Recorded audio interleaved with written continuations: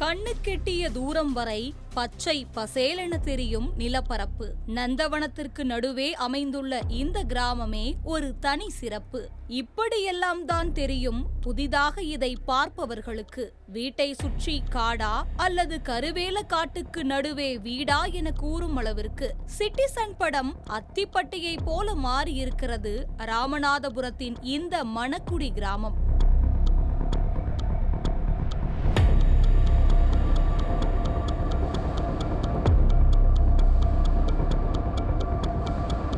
ராமநாதபுரம் மாவட்டம் ஆர்.எஸ். மங்கலத்தை அடுத்த காரங்காடு சூழல் சுற்றுலா தலம் அருகே அமைந்துள்ளது இந்த மணக்குடி கிராமம். இங்கு கழிவறை, படுக்கையறை, வரவேற்பறை என அனைத்து அடிப்படை வசதிகளும் கொண்ட 144 கான்கிரீட் சுனாமி வீடுகள் சுமார் 425.40 லட்சம் செலவில் கட்டப்பட்டு ஆழிப்பேரலையின் போது பாதுகாப்பற்ற பகுதியில் வாழ்ந்து வந்த மீனவ மக்களுக்கு மாற்றிடமாக வழங்கப்பட்டது.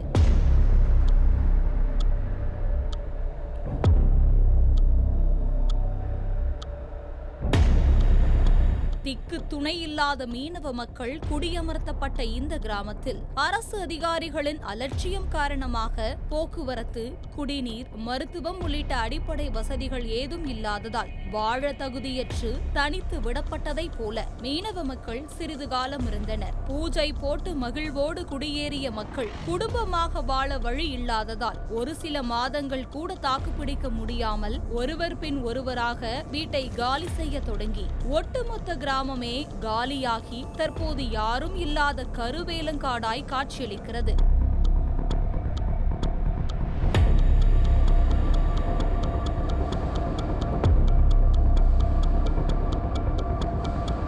வசிக்க மக்கள் இல்லாததாலும் எவ்வித பராமரிப்பு இல்லாததாலும் மெல்ல மெல்ல சமூக விரோதிகளின் கூடாரமாக மாறிய இந்த பகுதிகள் தற்போது சீமை கருவேல மரங்கள் சூழ்ந்து வீட்டை சுற்றி காடு என்ற நிலை மாறி இப்போது சீமை கருவேல மர காடுகளுக்குள் வீடு என்ற அவல நிலையில் காணப்படுகிறது.